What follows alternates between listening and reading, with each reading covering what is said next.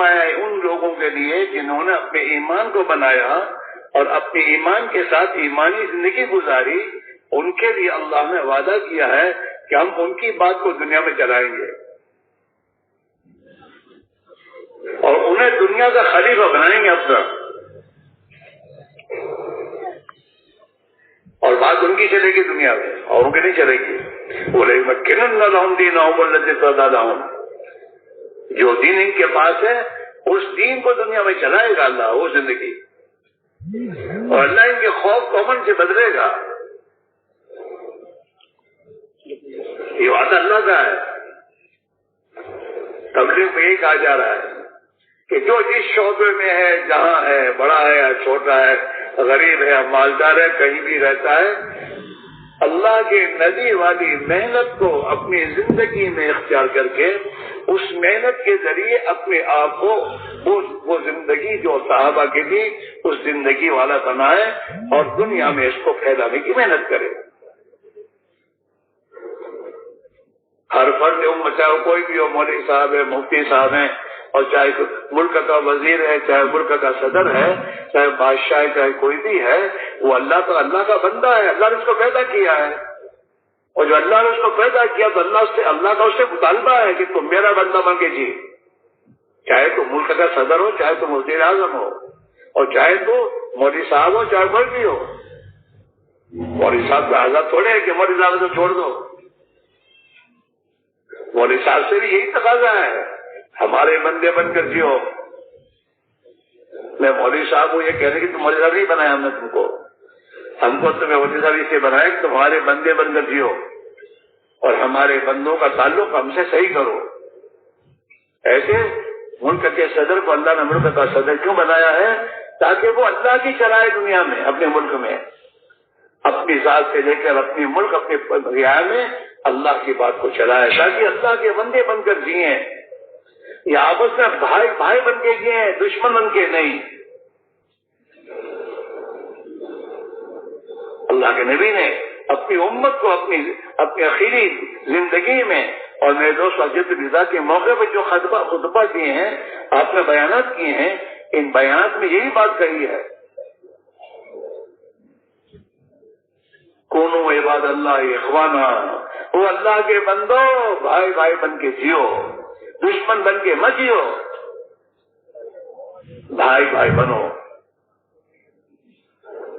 اور اللہ کے بندے بن کر جیو، آپس میں بھائی بن کے رہو اور اللہ کے بندے بن کے نہیں گزارو۔ یہ کوئی پہچان کی بات چھوڑیے، میں انجینئر ہوں، میں ڈاکٹر ہوں یا میں فلاں ہوں، ہم تو اللہ کے بندے ہیں اور اللہ کی بندگی سے بڑا کوئی مقام نہیں ہے، اور اللہ کا بندہ بن گیا تو سب بن جائے گا اس کا۔ ہمیں اللہ نے اپنی اولاد کو اللہ کی بندگی پر ڈالنے کے لیے اولاد دی، ہم کو اللہ نے، ہماری ذمہ داری ہے، اللہ نے جو ہمیں اولاد دی ہے اس اولاد کو دینے کے بعد اللہ کا ہم سے مطالبہ یہ ہے کہ تم اپنے اولاد کو جہنم کی آگ سے بچاؤ، کہ تم اپنے بچوں کو اللہ کی بندگی سکھاؤ، یہ اللہ کے بندے بن کر جیئیں، یہ سب سے پہلے اپنے آپ کو مسلمان بنائیں کہ ہم مسلمان ہیں۔ بچوں کو پیدا ہونے کے بعد سب سے پہلے اللہ نے جو نبی نے جو تعلیم دیا، ان کے کان میں اذان کہو، دونوں کان میں، ایک میں اذان ایک میں اقامت، اور ان کو حق پہلے دن سے ان کے کانوں میں اللہ کی بڑائی، اللہ کی وحدانیت اور اللہ کی عبادت طاعت میں زندگی بننے کا یقین ان کے دلوں میں اتارو۔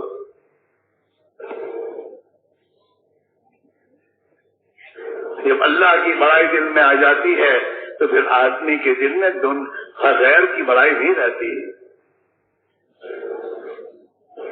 جی ہاں، وہی محنت کرنے سے آتی بات، وہ محنت جو اللہ کے نبی نے صحابہ کو جو محنت پر ڈالا۔ ہاں، یہ تبلیغ میں نکلنے کے بعد یہ 4 اعمال پر جو وقت لگانے کو کہا جا رہا ہے، یہ ہماری اس محنت کو زندہ کرنے کے لیے کہا جا رہا ہے کہ اس محنت کو صحیح طریقے میں زندہ کرو گے اور اس میں لگو گے، اس کے نتیجے میں اللہ تمہیں ایمان دے گا، اللہ تمہیں اپنا تعلق دے گا، تمہارے اندر وہ صفات پیدا ہوگی جو صفات صحابہ کی زندگی میں اللہ نے پیدا فرمائی تھی۔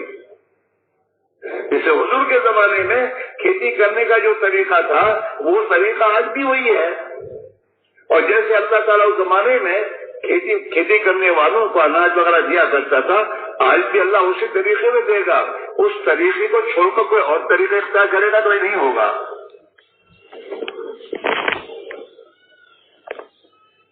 تو ہماری ذات میں، ہماری بئی بچوں میں اور ہمارے محلے والوں میں اور ہماری بستی والوں میں اور پوری دنیا میں اللہ کی نبی والی زندگی، نبی والا فکر، نبی والا درد و غم انسانوں میں، اس امت مسلمہ میں پیدا ہو، اس کے لیے نبی والی محنت ہمیں زندہ کرنی ہوگی۔ اپنی ذات سے، اپنے گھر، اپنے خاندان، اپنی بستی، اپنے محلے کے ایک ایک مسلمان کی زندگی میں، اور ایک ایک مسلمان دنیا بھر میں کہیں بھی جائے، چاہے کمانے جائے، چاہے کسی ملک میں جائے، وہ اللہ کا بندہ بن کر جائے اور اللہ کے نبی کا امتی بن کر جائے۔ پیسے کمانے کا فکر نہ ہو، اس کا فکر یہ ہو میں اللہ کا بندہ، یہ اس ملک میں میں اللہ کا نافرمان بن کے نہ جیوں، اس ملک میں میں اللہ کا بندہ بن کر جیوں، اور اس ملک کے رہنے والوں میں اللہ کی بندگی زندہ ہو جائے۔ اس ملک کا رہنے والا اپنی غلط زندگی سے اللہ سے توبہ کر لے۔ اللہ نے اس امت پر فضل فرمایا ہے کہ اس نے اللہ کو ناراض کرنے والے کام کتنے ہی کیے ہوں، لیکن اس سے کہا تو توبہ کر لے گا، تیری توبہ کرنے پر میں تیرے گناہوں کو معاف کر دوں گا، پاک کر دوں گا، اور میں تیری مدد کروں گا۔ بات صحیح ہے۔ ہمارا یہ جمع ہونا، اجتماع میں آنا، اور میرے دوستوں سردی اور تمام چیزیں برداشت کرنا، یہ تو بات ہے۔ کوئی اجتماع میں آنے کے بعد آدمی کو رات سے تھوڑا زندہ ملتا ہے، گھر چھوڑا ہے، گھر کی راحت و آرام چھوڑی ہے، ہاں، پر چھوڑ کر آئے ہیں کیوں؟ ایک عظیم مقصد کے لیے کہ ہمیں اللہ وہ ایمان دے دے جو ایمان صحابہ کو نہ دیا تھا۔ ہمارا عیسیٰ رحمۃ اللہ علیہ صاحب یہ بات ہمیشہ کہتے تھے کہ بھائی اللہ سے یہ مانگو، اے اللہ جو کچھ تو نے صحابہ کو دیا تھا ہمیں بھی دے دے، محنت کرو اور یہ مانگو۔ وہ ایمان، وہ اللہ کی عبدیت، وہ اللہ کے نبی کے طریقوں پر زندگی گزارنا، جو کچھ اللہ نے انہیں دیا تھا۔ آپ سوچئے کہ صحابہ کو اللہ نے شرک کی ظلمتوں سے نکال کر اللہ نے توحید کا علمبردار بنایا، اور اپنی عبادت و طاعت کی زندگی میں انہیں خدا نے لطف دیا، ایمان کی حلاوت دی۔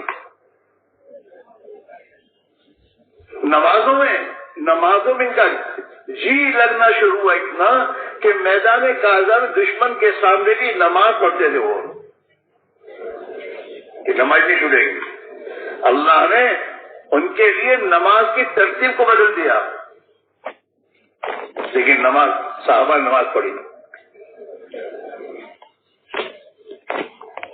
اب تو انصاف کو دنیا میں قائم کیا اور قائم ہوا، اور دنیا کا خوف امن سے بدلا، انسانوں کی جان، مال، عزت، آبرو محفوظ ہو گئی۔ اور آج ہمارا حال یہ ہے کہ دن بدن انسان خطرے میں جا رہا ہے،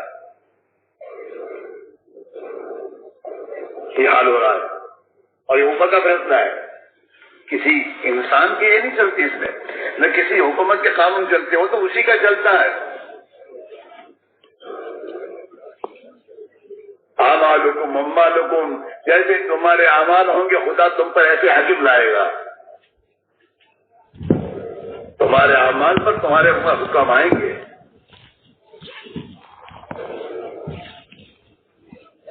اسی میرے بھائی میرا عزیزو، اس وقت جو بات سمجھائی جا رہی ہے وہ محنت زندہ کی جا رہی ہے۔ اپنے مقام پر بھی اللہ کے راستے میں نقل و حرکتوں میں دوستوں چل پھر کر بھی اس محنت کو زندہ کیا جائے جس محنت کے نتیجے میں اللہ خوش ہو کر ہماری زندگیوں میں ایمان و ایمانی صفات پیدا کریں گے. ہمارے اندر میرے دوستوں اللہ کی اطاعت کا جذبہ آئے گا. ہمارے اندر میرے دوست بھائی چارگی کے جذبے پیدا ہوں گے. ہمارے اندر اس دنیا کی کمیوں کی محبت نکلے گی. ہمارے اندر میرے دوستوں اپنے بڑے ہونے کے جذبات ختم ہوں گے. ہمارے اندر سے قومیت کے نعرے ختم ہوں گے. اللہ کو قومیت کا نعرہ پسند نہیں ہے. اللہ اس قوم کو باقی نہیں رکھتا جس سے نعرے ہوتے ہیں.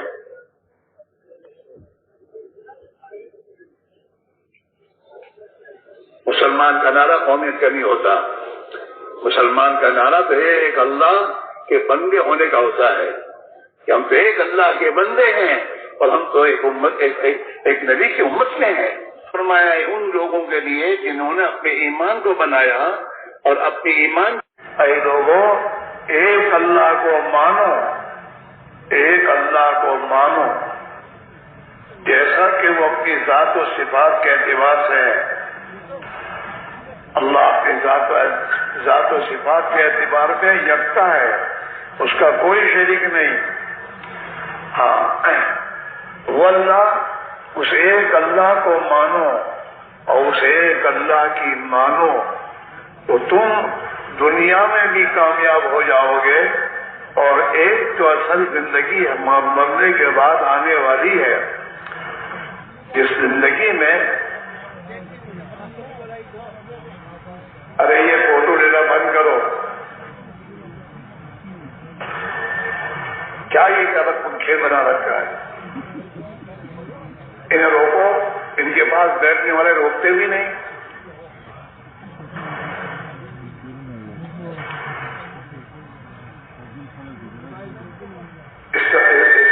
اس کے گناہ کا پتہ تو موت کے بعد چلے گا.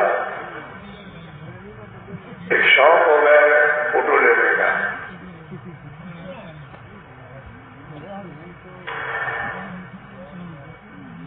اس لیے میرے بھائی میرا عزیز ہو, پہلی بنیاد یہ ہے جب تک ہمارا دل کا یقین صحیح نہیں ہوگا وہاں تک ہماری سوچ, ہمارا فکر, ہماری زندگی صحیح نہیں ہوگی. زندگی کے صحیح ہونے کا تعلق تو دل سے ہے. دل میں جس کا ڈر آئے گا آدمی اسی کی نافرمانی سے بچے گا. اور دل میں جہاں سے زندگی کے مسائل کا حل سمجھ میں آئے گا آدمی وہیں دوڑے گا. حضرت صحابہ رضی اللہ عنہم اجمعین نے ایمان پر سال تک محنت کی اور اپنے دل کے یقین کو صحیح بنایا. پہلے دل کا یقین صحیح ہونا چاہیے. جب دل کا یقین صحیح ہوتا ہے تو انسان کے جسم سے نکلنے والے اعمال صحیح ہوتے ہیں. اور جب انسان کے اعمال صحیح ہوتے ہیں تو اللہ تعالیٰ دنیا کے حالات کو صحیح بنا دیتے ہیں. مسئلہ وہاں سے ہے, مسئلہ کسی سے نہیں ہے. اوپر سے فیصلے آتے ہیں سب. یدبر الامر من السماء الى الارض, آسمان سے زمین کا نظام وہ چلاتا ہے. ہاں فیصلے وہاں سے آتے ہیں. حدیث بات میں آتا ہے جب اللہ تعالیٰ شانو زمین والوں کے لیے کوئی فیصلہ فرماتے ہیں تو اس فیصلے کو لے کر فرشتوں کو زمین پر بھیجتے ہیں. فرشتہ اس فیصلے کو لے کر آتا ہے اور بیت اللہ کا طواف کرتا ہے. اور بیت اللہ کا طواف کرنے کے بعد پھر اللہ کا یہ فیصلے کا اعلان کرتا ہے, اے دنیا کے انسانوں آج سے تمہارے رب کا تمہارے بارے میں یہ فیصلہ ہے. اب وہ ہوگا. انسان کے دنیا کی حکومتیں کچھ بھی تدبیریں کریں, ٹھیک ہے تدبیر کرتی رہیں, ہوگا وہی جو آسمان سے فیصلہ ہوگا. یہ ان کے فیصلوں سے کچھ نہیں ہوگا, اوپر کے فیصلے سے ہوگا. اور اوپر کا فیصلہ ہمارے اعمال پر آتا ہے. جیسے ہمارے اعمال آسمانوں پر جاتے ہیں, اللہ نے ہر انسان کے ساتھ فرشتے لگا رکھے ہیں جو اس کی 24 گھنٹے کی زندگی کا ریکارڈ تیار کرتے ہیں۔ صبح کے فرشتے الگ ہیں، شام کے فرشتے الگ ہیں۔ صبح کے فرشتے دن بھر انسان جو کچھ کرتا ہے وہ تیار، وہ لکھ کر لے کے جاتے ہیں آسمان پر۔ اور رات کے فرشتے عصر میں آتے ہیں، جو رات کے انسان کے جتنے اعمال حرکتیں ہیں اسے محفوظ کرتے ہیں۔ اور یہ صبح شام کے فرشتے فجر کی نماز میں اور عصر کی نماز میں جمع ہوتے ہیں۔ فجر کی نماز میں جو فرشتے آئے ہیں وہ دن بھر کا ریکارڈ تیار کر کے عصر کی نماز میں حاضر ہوتے ہیں، اور رات کے فرشتے عصر کی نماز میں حاضر ہو کر ان سے ملتے ہیں۔ عصر کے آئے ہوئے فرشتے فجر کی نماز میں رات بھر کا پورا ریکارڈ لے کر پھر وہ عصر کے بعد وہ فرشتے اوپر جاتے ہیں، اور دن کے فرشتے پھر اپنے ریکارڈ تیار کر کے فجر کی نماز کے بعد وہ بھی اپنا ریکارڈ لے کے جاتے ہیں۔ اس لیے میرے بھائی میرے عزیز، وہ مسئلہ یہ نہیں جو لوگ آج دنیا کے لوگ سوچ رہے ہیں، مسئلہ وہ ہے جو نبیوں نے بتایا ہے کہ دنیا کے حالات کا تعلق چیزوں سے نہیں ہے، دنیا کے انسانوں سے نہیں ہے، دنیا کے حالات کا تعلق ایک اللہ کی ذات سے ہے، اور اللہ کا ضابطہ دنیا کے حالات کے بنانے بگاڑنے کا ملک و مال اور دنیا کی ٹیکنالوجی اور دنیا کے علوم اور دنیا کے انسانوں کی جو سوچ ہے وہ نہیں ہے۔ اللہ کے ہاں انسانوں کے حالات کے بنانے اور بگڑنے کا جو اللہ کا ضابطہ ہے وہ انسان کے جسم سے نکلنے والے اعمال ہیں۔ اگر جسم سے نکلنے والے اعمال کیا ہیں؟ انسان کا اپنے جسم کا استعمال، یہی عمل ہے۔ اس کے آنکھ کا دیکھنا، اس کی زبان کا بولنا، اس کے کانوں کا سننا، اس کے دماغ کا سوچنا، اس کے پیروں سے اس کا چلنا، ہاتھ کا ہاتھ سے پکڑنا، یہ تمام اعمال ہیں، اور ان اعمال کے اوپر آسمان سے فیصلے آتے ہیں۔ اگر انسان محنت کر کے اپنے جسم کے استعمال کو اللہ کی مرضی کے مطابق استعمال کرنا سیکھ کر اس کے مطابق اپنے آپ کو استعمال کرے گا، اپنی دکان میں، کاروبار میں، اپنے گھر میں، باہر میں، دوستوں اور احباب کے ساتھ، صبر میں، حضر میں، جہاں بھی یہ ہو وہاں یہ اپنے جسم کا استعمال اللہ کی مرضی کے مطابق کرے گا تو اللہ تعالی شان ہو اس کی زندگی کے حالات کو بنا دے گا، چاہے اس کے پاس ملک و مال ہو یا نہ ہو، کرنے والے ذات اللہ کی ہے۔ اللہ کے لیے، اللہ کو کرنے کے لیے کوئی دنیا کی چیزیں نہیں چاہیے، وہ تو کسی چیز کے کرنے کا ارادہ کر کے کہ ہو جا تو وہ چیز ہو جائے گی۔ اللہ تعالی شاہ نے ابراہیم علیہ السلام کو جب نمرود نے ناراض ہو کر آگ میں ڈالا تو اللہ تعالیٰ نے بس اتنا آگ سے کہہ دیا اے آگ ٹھنڈی ہو جا، بس تو آگ ٹھنڈی ہو گئی، سلامتی والی ٹھنڈی ہو گئی۔ بس کہنا ہے اذا اراد اللہ شیئا یقول له کن فیکون، جب اللہ تعالیٰ کسی چیز کا ارادہ فرماتے ہیں اور کہتے ہیں ہو جا تو ہو جاتی ہے۔ اس لیے وہ کسی چیز کا محتاج نہیں ہے، وہ اپنی قدرت سے انسانوں کے حالات بناتا ہے۔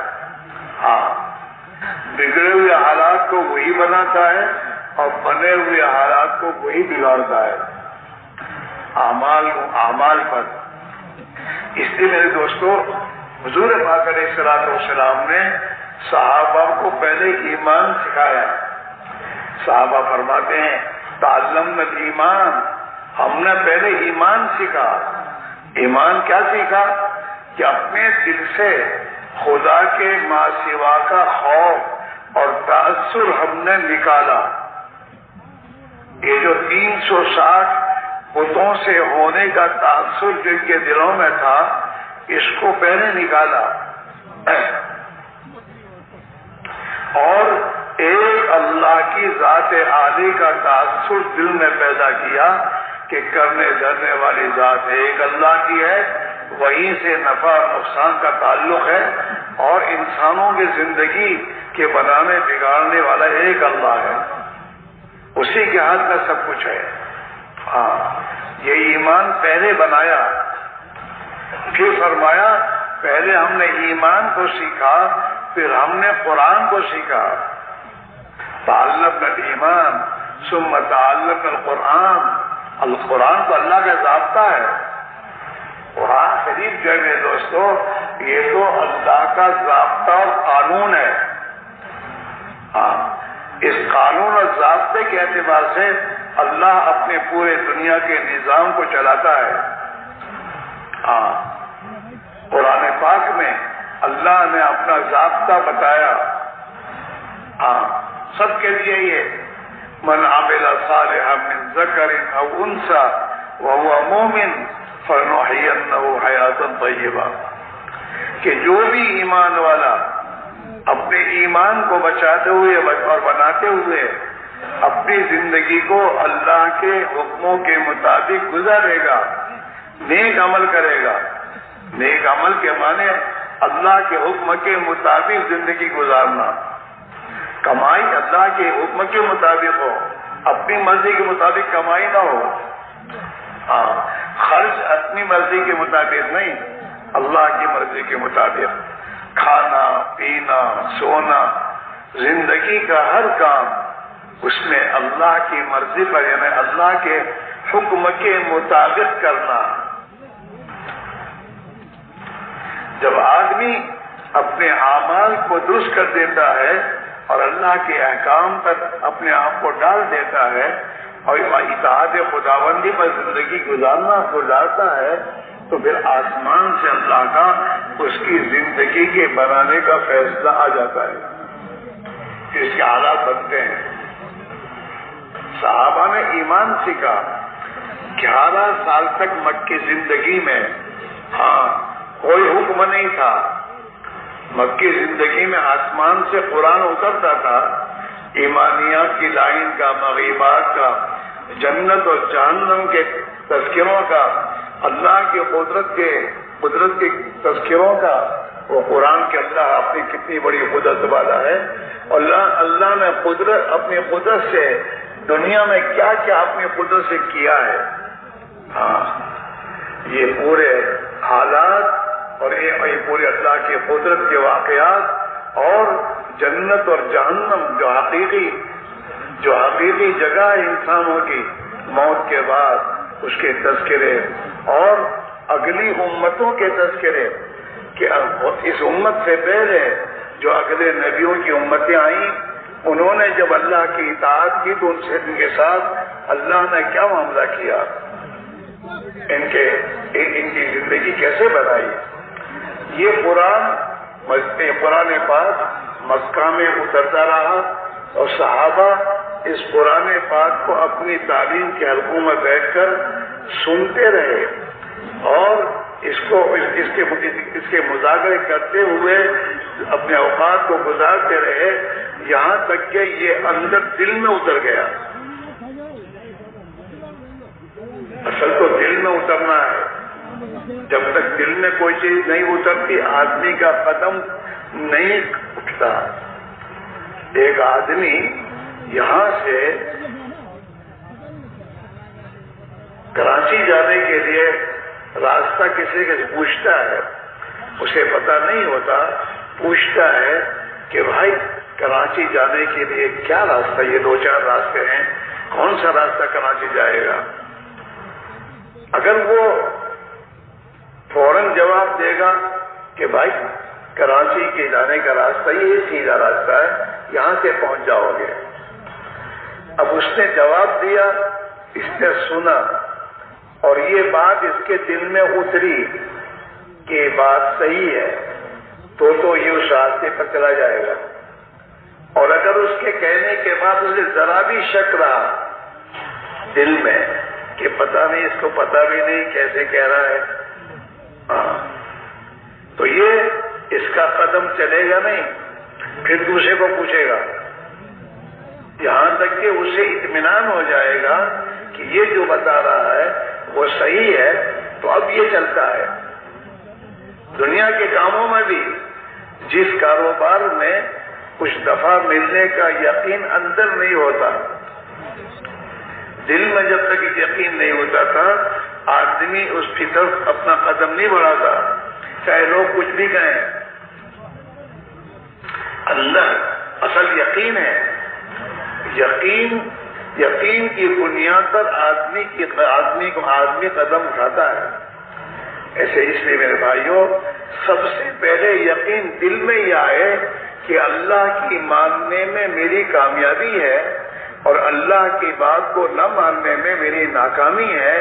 یہ جب تک دل میں نہیں اترے گا آدمی اللہ کی اطاعت پر نہیں آئے گا اور اللہ کی نافرمانی سے نہیں بچے گا. یہ یقین پہلے بنانا ہے. مکی زندگی میں 11 سال تک اس کو بنانے کی محنت کی گئی ہے. بتوں کا یقین دل سے نکالا اور ایک اللہ کی ذات عالی کا یقین دل میں بسایا. اس کی بڑائی اور عظمت کو اتنی بسائی دل میں کہ اللہ کے ماں سوا ہر مخلوق کی عظمت دل سے نکل گئی. جب اندر یقین بنا اور یقین بن گیا تو پھر آسمان سے احکام آئے تو احکام پر زندگی گزارنا آسان ہو گئی. اور دل میں یقین اترتا ہے، یقین کی جگہ دل ہے اور دل اندر ہے. دل میں جانے کے راستے آنکھ ہے، کان ہے، زبان ہے اور دماغ ہے. یہ ہے، یہ 4 راستے جہاں استعمال ہوں گے. زبان جو بولے گی، آنکھیں جس نگاہ آنکھوں کو آدمی جس ارادے اور جس سوچ کے ساتھ آنکھ سے دیکھے گا اور دماغ سے سوچے گا اور کان سے سنے گا، یہی چیزیں دل میں اترے گی. اللہ سے ہونے کو بولنا. حضرت مولانا عیسیٰ فرمایا کرتے تھے رحمۃ اللہ علیہ کہ اللہ کے راستے میں نکل، اپنے گھر بار کو، دنیا کے شغل کو چھوڑ اور اللہ کے راستے میں نکل اور اپنی آنکھوں کو ایمانی آنکھ بنا. ایمان کے اعتبار سے دکھ دے. تیری آنکھ جہاں سے دیکھ رہی ہونے کو وہاں سے ایمان کی نگاہ سے دیکھ کہ دنیا میں جو کچھ چیزیں پیدا مجھے نظر آ رہی ہیں یہ اللہ نے پیدا کی ہے. یہ اپنی ذات سے وجود میں نہیں آئی، اللہ کے پیدا کرنے سے پیدا ہوئی ہے. اور یہ دنیا میں جیسے وجود میں اللہ کی محتاج ہے، نفع نقصان پہنچانے میں بھی اللہ کی محتاج ہے. اور یہ دنیا سے اپنا وجود ختم کرنے میں اور فنا ہونے میں بھی یہ اللہ کی محتاج ہے. یہ ایمانی نگاہ، ان چیزوں سے دیکھنا، اس سے جو ہوتا نظر آ رہا ہے وہاں یہ کہے آدمی نہیں یہ تو محتاج ہے، یہ اپنے وجود میں محتاج ہے. جیسے اپنے وجود میں محتاج ہے ایسے نفع نقصان پہنچانے میں بھی اللہ کی محتاج ہے. یہ اپنی ذات سے کچھ نہیں کر سکتی. اس نگاہ سے دیکھنا دکان کو، کاروبار کو. دکان کرنے سے انکار نہیں ہے، لیکن دکان کو صحیح یقین کے ساتھ دکان کرنا، تجارت کرنا صحیح یقین کے ساتھ. کھیتی باڑی اور زمینداری اس سے کوئی روکتا نہیں ہے، لیکن یہ صحیح یقین کے ساتھ. اگر صحیح یقین کے ساتھ یہ چلے گا تو پھر دکان میں جھوٹ نہیں بولے گا. اللہ نے منع کیا ہے، جھوٹ نہیں بولے گا. اپنے کاروبار میں غلط کام نہیں کرے گا، خیانت نہیں کرے گا، ناپ تول میں کمی نہیں کرے گا. اللہ نے منع کیا ہے. ہاں، اس لیے میرے بھائیوں میرے عزیزوں، اپنی زندگی کے ہر موقع پر آدمی اللہ کی اطاعت پر آئے گا جب اس کے اندر یقین یہ بنے گا کہ اللہ کے ہاتھ میں سب کچھ ہے اور اللہ ہی حالات کے بنانے والا ہے اور اللہ ہی کی قدرت سے دنیا میں ہو رہا ہے. میں اللہ کی مانوں گا، اللہ میری زندگی بنائے گا اور میں اللہ کی نافرمانی کروں گا، اللہ میری زندگی اجاڑے گا. یہ یقین اندر اتر جائے، یہ اس کی محنت ہے. ابھی ہم اپنے ماحول میں یہ اللہ کے غیر کو بول رہے ہیں، ہماری آپس کی باتیں، فلاں سے ہوگا، فلاں کرے گا، یوں ہوگا، یوں ہوگا، یوں.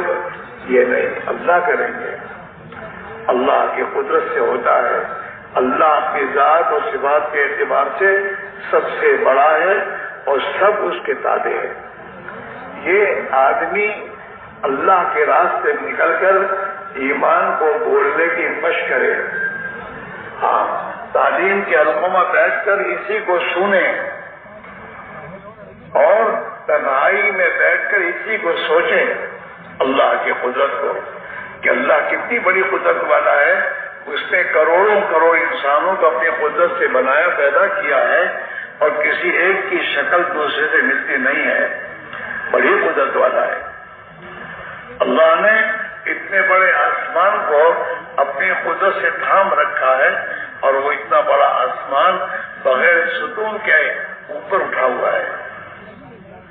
اپنی زمیندار اپنی زمین میں جائے تو اللہ کی قدرت کو سوچے کہ اللہ نے اپنی قدرت سے اس زمین کو پھاڑا اور اس میں سے بیج کو نکالا باہر، اور اس زمین کے ذریعے میں نے تھوڑے دانے ڈالے تھے، اس کو کئی گنا بنا کر اسی نے دیا. وہ کر رہا ہے. اسی زمین میں گیہوں ہے، اس کا مزہ الگ ہے. اسی زمین میں چاول ہے، چاول کا مزہ الگ ہے. اسی میں باجرا ہے، اس کا ذائقہ الگ ہے. ایک ہی زمین ہے، ایک ہی پانی ہے، ہوا دھوپ سب ایک ہی ہے، لیکن تمام کی شکلیں الگ ہیں، تمام کے ذائقے الگ ہیں. یہ میرے اللہ کی قدرت ہے. اس سے ایمان بنتا ہے. یہ جو دوستوں دعوت و تبلیغ کی محنت کے ذریعے کہا جا رہا ہے کہ حضور پاک علیہ الصلوۃ والسلام پوری دنیا کے انسانوں کے یقین اور ایمان بننے کے لیے جو محنت آپ لائے ہیں، اس محنت کو زندہ کیا جائے. اس محنت کو زندہ کرنا ہے. ہاں، تو یہ 4 اعمال ہیں. آپ کی محنت کے اعمال 4 ہیں. دعوت اللہ، اپنی زبان سے اللہ کی بڑائی اور اللہ کی یکتائی کو بولنا. ہاں، اسے بولو، اسے سنو، اسے سوچو. ہاں، تاکہ یہ اندر اترے اللہ کی ذات و صفات کا یقین. ہاں، دل اصل دل ہے. دل جہاں ہوتا ہے نا، آدمی وہی جاتا ہے. ہاں، دل جہاں ہو وہی آدمی کا قدم اٹھتا ہے. میرے بھائیوں، دل میں جب تک اللہ کی ذات و صفات کا یقین نہیں آئے گا اور ہمارا یقین صحیح نہیں ہوا. آج ہماری زندگیاں جو بگڑی ہوئی ہیں اس لیے کہ ہمارے دل کا یقین بگڑا ہوا ہے. مال سے ہوگا، پیسوں سے ہوگا. اب یہ یقین جب دل میں آ گیا ہے تو آدمی مال کو حاصل کرنے کے لیے جو بھی کرنا ہوگا کر لے گا. جھوٹ بولنے سے مال زیادہ ملے گا، آدمی جھوٹ بولتا ہے. ہاں، زیادہ میں کاروبار کروں گا تو مجھے زیادہ مال ملے گا. یہ یقین اندر کا ہے. تو کاروبار کو بڑھانے کے لیے لوگوں سے پیسے قرضہ لیتا رہے گا اور ادا نہیں کرے گا. وہ ادا کرے گا دے دوں گا، لیکن ادا نہیں کرے گا، کاروبار میں لگاتا رہے گا. یقین غلط ہے. اس لیے میرے بھائیوں میرا عزیزو، ہم سب کو سب سے پہلے اپنے یقین کو بنانے کی ضرورت ہے، اور اس کو بنانے کے لیے یہ غلط ماحول جس میں ہم جی رہے ہیں، 24 گھنٹے خدا کے غیر کو بولنا، سوچنا، اسی کے تذکرے کرنا اور اسی میں مشغول رہنا، یہ جو ہے اس کو چھوڑ کر پھر میرے دوستو ہمیں ایک ایمانی ماحول بنانا ہوگا. حضرت مولانا الیاس صاحب رحمۃ اللہ علیہ فرماتے تھے کہ تو اپنے اس بگڑے ہوئے ماحول سے نکل، اللہ کے راستے میں نکل، اور مسجد کی 4 دیواری میں ایک نئی دنیا بسا، اور اس دنیا میں ایمان کو بول، اللہ کو بول، آخرت کو بول، موت اور مرنے کے بعد کی زندگی کو بول، اسی کو سن، اسی کی دعوت دے، اور اسی میں آپس میں اس کو بیٹھ کر سوچو، جس سے تیرے اندر کا یقین صحیح ہوگا. مسجد میں 4 دیواری میں ایک نئی دنیا قائم کرنا، اسی لیے کہتے ہیں نا جماعت میں نکل کر دعوت دو، زبان کا بول ایمانی بناؤ، تعلیم کے حلقوں میں بیٹھو اور فضائل کو سنو، آخرت کو سنو، اللہ کس عمل پر کیا دیتا ہے اس کو اتنا سنو کہ اس عمل پر یہ ملنے کا یقین تمہیں مل جائے، اندر اتر جائے، تاکہ اس عمل پر اس عمل کو کرنا آسان ہو جائے گا. آخرت آج ہمارے قدم ہم آخرت کو بھول چکے ہیں اور موت کو ہم نے بلا رکھا ہے. دن بھر میں ہم 5-10 مرتبہ بھی موت کو نہیں بولتے کہ بھئی ایک دن مرنا ہے اور مر کر اللہ کے سامنے جواب دینا ہے، اور اعمال پر آخرت کا مسئلہ ہے، یا تو ہمیشہ کی جنت ہے یا ہمیشہ کی جہنم ہے. اس کا تعلق اعمال سے ہے، اور اعمال کے لیے اللہ نے دنیا کی زندگی دی ہے عمل بنانے کے لیے. اس کے علاوہ کوئی دوسری زندگی نہیں ملے گی. ہاں، اور عمل بنانے کے لیے حضور پاک علیہ الصلوۃ والسلام نے اپنی امت کو طریقے دیے ہیں. آپ نے کاروبار سے نہیں روکا، لیکن کاروبار عمل بن جائے، اب ہماری نجات کا ذریعہ بن جائے، اور کاروبار سے آدمی اللہ کا تعلق حاصل کر لے. اس کے لیے آپ نے کاروبار کرنے کا طریقہ بتایا، امانتداری کے ساتھ، سچائی کے ساتھ، ہاں، تجارت کرنا، اور اس کے طریقے آپ نے امت کو سمجھائے. ایسے زندگی کا ہر کام آپ نے اس کا طریقہ بتایا. وہ طریقہ اگر اس کام میں آ جائے گا تو وہ کام عبادت بن جائے گا. ہمارا کمانا بھی عبادت بن سکتا ہے، بشرطے کہ صحیح یقین کے ساتھ اور حضور والے طریقے کے ساتھ ہم اس کام کو کریں گے تو وہ کام ہمارا عبادت ہے. ہمارا بال بچوں کی پرورش کرنا یہ عبادت ہے. ہاں، ہمارا اپنے دوستوں کے ساتھ بیٹھنا اور ان کے ساتھ دین کے تذکرے کرنا اور ان کے ساتھ آخرت کی ذکر کی باتیں کرنا یا ایک دوسرے کی خیر خواہی کی باتیں کرنا، یہ بھی عبادت ہے. ہمارا ہر عمل عبادت بن سکتا ہے. یہ اللہ کے راہ میں نکلنے کے معنی یہی میرے بھائیوں، اللہ کے راستے میں نکل کر اپنے ایمان کو اتنا بنائیں کہ وہ ایمان ہمیں اپنے بچے کو دنیا کا نقصان اس لیے ہے، لیکن دین کا نقصان ہو رہا ہے، نماز چھوڑتا ہے، غلط دوستوں کے ساتھ زندگی گزار رہا ہے، اللہ کے احکام کو توڑ رہا ہے. اور پھر ابا نماز پڑھ رہے ہیں، تہجد اپنی تہجد اٹھتے ہیں، ابا تہجد پڑھنے اٹھتے ہیں اور بچہ فرض نماز کے نہیں اٹھتا، اور ابا کو آرام سے کھانا پینا نصیب ہے، اسی ماں باپ مطمئن ہے. کیا کریں، اولاد نہیں مانتی کہ اکیلے اولاد نہیں مانتی، اولاد کو منوانے کے راستے اختیار کرنے پڑتے ہوتے ہیں. اسی کو سمجھنا ہے. تبلیغ میں نکل کر یہ سیکھنا ہے کہ گھر میں کیسے محنت کرنی ہے، بچوں کو، جوان بچوں کو کیسے سمجھانا، اپنی فیکٹری میں جو مسلمان نوکر میرے ہیں ان نوکروں کے ساتھ کیسے محنت کرنی. یہ پوری چیز میں دوستو اللہ کی بات، اللہ کی دین کی بات کو حکمت کے ساتھ کہنا سیکھنا پڑے گا. ہاں، جوان بچے غصے سے نہیں مانیں گے. جوانی کی طاقت ہے، کہے کہ ہم چلے جاتے چلو تمہارا گھر تمہارے پاس، کیا کرو گے. لیکن جوان بچہ ہے، بچہ ہمارا ہے، اس میں کچھ نہ کچھ اندر غیرت ہوگی.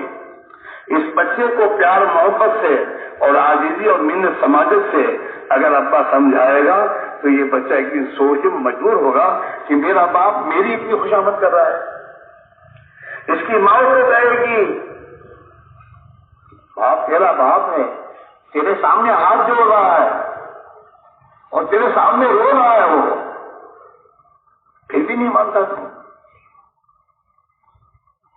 مجبور ہوگا، وہ بیٹا مجبور ہوگا سوچنے پر. ایک تو مطلب گہری سے کام نہیں چلتا. ہاں، جیسے بیمار بچہ ہوتا ہے، دوا نہیں پیتا تو آپ غصہ ہو کے دوا پلاتے ہو نا. دوا تو کڑوی ہے، سمجھانا پڑتا ہے. چھوٹے بچوں کو بھی سمجھا کے پلاتی ماں، دوا پلا کے. لیکن ایسی یہ بیماریاں ہیں، روحانی بیماریاں ہیں. نماز نہ پڑھنا، جھوٹ بولنا اور خدا کے احکام کو توڑنا، راتوں کو دیر سے سونا اور دیر سے سو کر پھر صبح نہ اٹھنا، یہ سب بیماریاں ہیں. ان بیماریوں کا علاج کرنا ہوگا. بھائی اس کو بند کرو نا. میرے بھائی ابھی تو میں نے کہا تھا کہ خدا کے لیے اس کو جیب میں رکھ، اللہ تجھے صحیح سمجھے میرے بھائی.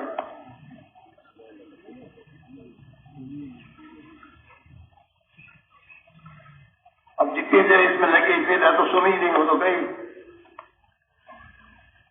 اور اس میں جو لیا اللہ کے یہاں گناہ لکھا گیا.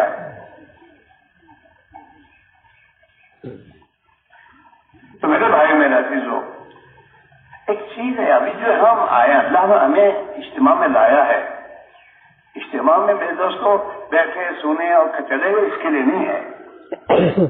یہاں تو کتاب کو بھی آپ کا بیان سنا ہوگا کہ ہماری کیا ذمہ داری ہے اور اس ذمہ داری کو ہمیں پورا کیسے کرنا، اور اس ذمہ داری کے پورا کرنے پر اللہ کے کیا وعدے ہیں، اور اس ذمہ داری کے پورا نہ کرنے پر خدا کے کیا وعیدیں ہیں. یہ آپ گھنٹوں سنیں گے. اور سنانا کیوں ہے؟ تاکہ ہم اپنی زندگی کے نظام کو بدلیں. صحابہ نے زندگی کا نظام بنایا تھا کہ ہمارا مقصد زندگی اللہ کا دین آخرت ہے. ہم کاروبار میں، کھیتی باڑی میں جہاں بھی ہوں اور ہمارے ہاتھوں میں حکومت بھی آئے گی تو ہم حکومت کے نہیں ہیں، ہم تو اللہ کے ہیں اور آخرت کے ہیں. ہمیں اللہ جیسے چاہے گا ایسا چلنا ہے. ہاں، یہ ذمہ داری ہے ہر ایک کی. اور خاص طور پر کلمے والا تو کلمے والے تو کلمے میں اس کا اقرار کیا ہے کہ اللہ تیری مانیں گے اور تیرے نبی کے حکم پر زندگی گزاریں گے. ہم تجارت میں، کاروبار میں آزاد نہیں ہیں. ہم جوان ہو گئے تو آزاد ہے؟ نہیں، آزاد نہیں ہے. جوانی میں بھی ہم پابند ہیں. ہم اپنے ملک میں رہیں گے تب بھی پابند ہے اور دوسرے ملک میں جائیں گے وہاں بھی پابند اللہ کے. سب دھرتیاں اللہ کی ہیں. ہاں، ہمارے انڈیا سے ہمارے وطن کے لوگ بہت آئے ہیں پاکستان میں پارٹیشن میں. یہاں آنے کے بعد زندگی عجیب عجیب گزر رہی تھی ان کی. ہمارے یہاں آپس میں مشورہ میں کیا کرنا، جماعت بھیجو ان کو سمجھانے کے لیے. اس لیے وہ یہاں سے آوا تو یہاں کی زندگی لے کر آئے ہمارے یہاں. وہی آزاد آنے آوارہ زندگیاں اور اس کے اثرات ہمارے وطن میں پڑے. تو سنو بھائی، ان کو وہاں جا کے کچھ سمجھاؤ تو ہمارے یہاں سے ایک جماعت گئی، اس میں میں بھی تھا. تو میں نے ہماری برادری کے جو ذمہ دار اور جو ساتھی ان کو جمع کیا.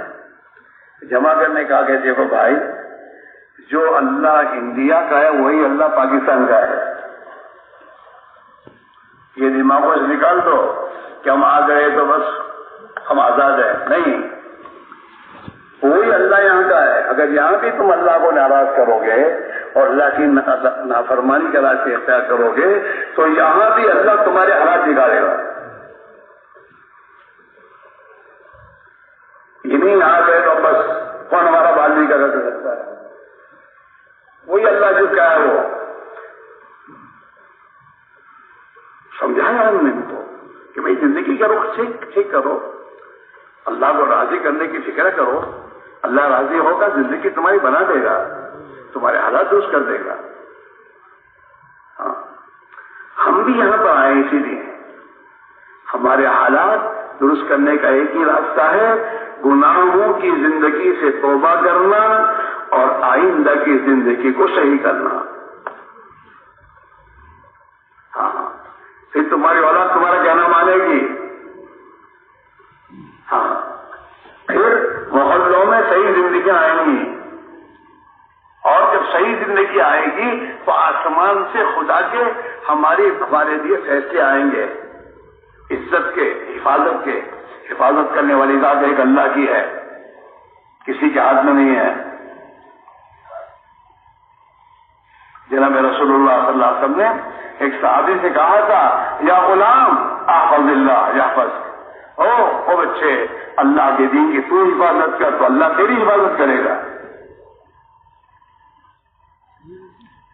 ہاں، گھروں کی تنگیاں دور تب ہوں گی، آپس کی عداوت دشمنیاں ختم تب ہوں گی جب زندگی میں دین آئے گا. اللہ نے قرآن شریف میں صحابہ کو اپنی احسان کی میں دو یاد دہانی کروائی ہے. وہ قوموں کے عروج و زوال کا مدار ملک و مال نہیں ہے، ڈگریاں نہیں ہیں، نیا ایجوکیشن نہیں ہے. دنیا کی قوموں کے عروج و زوال کا مدار قرآن ہے. اللہ کے نبی نے فرمایا ہے، ان اللہ یرفع بہذا الکتاب اقوام. اللہ اس قرآن پاک کے ذریعے بہت سے قوموں کو عزت دیتا ہے، بلند کرتا ہے. وَيَدْعُو بِهَا بِهِ آخَرِينَ، اور اسی قرآن کے ذریعے بہت سی قوموں کو خدا ذلیل کرے گا. جو ان پر ایمان لائیں گے، اس کی والی زندگی گزاریں گے، خدا انہیں بلند کرے گا. اور جس قرآن پاک کو پیٹ کے پیچھے رکھیں گے اور اس کی والی زندگی کو چھوڑیں گے، اللہ انہیں ذلیل کر دے گا. صحابہ کو اللہ نے عزت دی اسی قرآن پاک سے. ہاں، صحابہ کے زمانے میں دو بڑی حکومتیں تھیں، روم اور فارس، جو اپنے سپر پاور ہونے کے بے دوست اور دعوے دار تھے.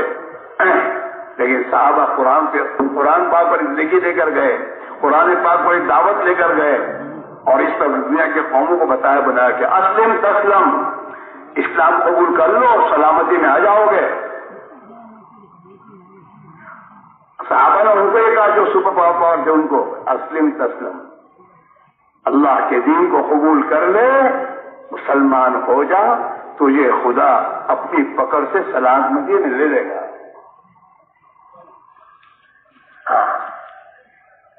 وہ تھوڑے تھے صحابہ، اور یہ تو پوری صدیوں سے حکومتیں کرتے تھے لوگ، روم اور فارس، لیکن ان کے سامنے بھی صحابہ اس قرآن پاک کو زندگیوں کو لے کے گئے اور اس کی دعوت کو دے کر گئے.